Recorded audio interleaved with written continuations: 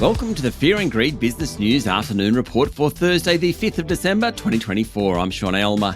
Every afternoon, we've got the 5 stories that happened today that you need to know about. Story number 1, the S&P ASX 200 closed up just a touch today, 0.1% to 8,475 points.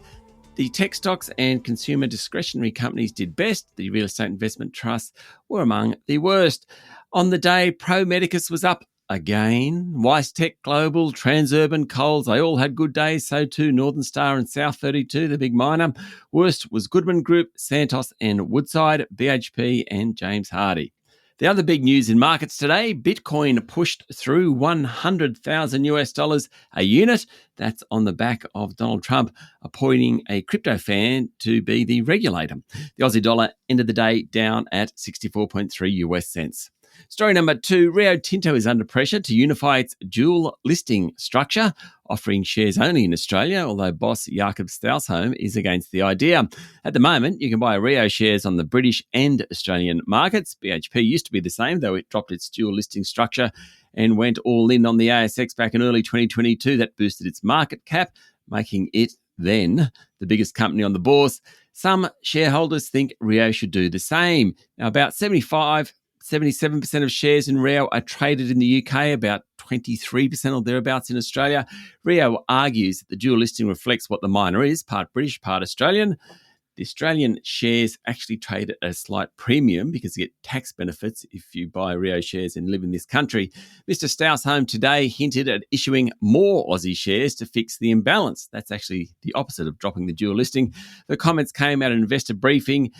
Rio's forecast a big jump in copper output over the next 12 months or so to offset reliance on iron ore. Its share price initially fell before recovering to close flat. Story number 3, Treasurer Jim Chalmers has left open the prospect of Labor expanding the definition of a small business from 15 to 25 employees, a change that would exempt more companies from onerous workplace relations laws, but would definitely anger the union movement. Dr. Chalmers was responding to a joint push by Teal MPs to broaden the definition, a move backed by the Australian Chamber of Commerce and Industry, Australian Industry Group, and the Council of Small Business Organisations Australia.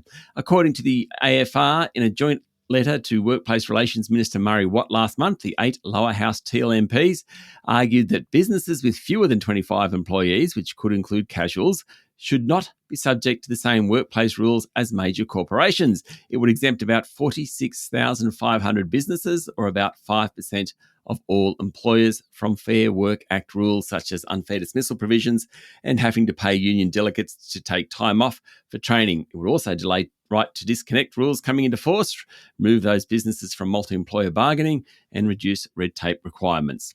Story number 4, US National Security Advisor Jake Sullivan has championed AUKUS as one of the most ambitious defence projects in modern history and the linchpin of US efforts to build an integrated defence industrial base for the free world.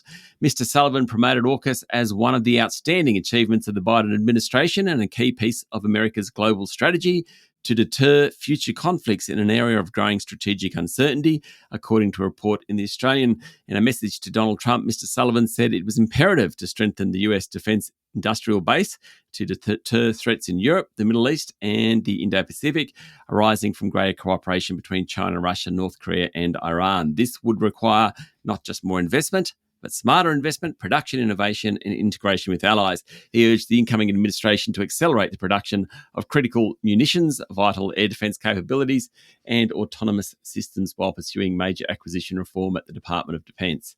And finally, story number 5, the French government has collapsed after Prime Minister Michel Barnier was removed after a no-confidence vote. He was only appointed by President Emmanuel Macron 3 months ago. Mr. Barnier has been under fire since he used special powers to force through a budget without a vote. Now, the budget included big tax increases and spending cuts. The far right teamed up with the leftist bloc in Parliament to vote the Prime Minister out. That's the first time it's happened in more than 60 years. Mr. Macron now needs to find another PM. The French Parliament is divided into 3 blocks, none of which have a majority. And a quick update of the crisis in South Korea. President Yoon has sacked his defence minister, who yesterday he blamed for suggesting martial law in the country, even though he was the one that declared it. Plenty to play out on that one. That's it for the afternoon report for Thursday, the 5th of December, 2024. Make sure you hit follow on the podcast, and we'll be back tomorrow morning with the Friday edition of Fear and Greed Business News. I'm Sean Aylmer. Enjoy your evening.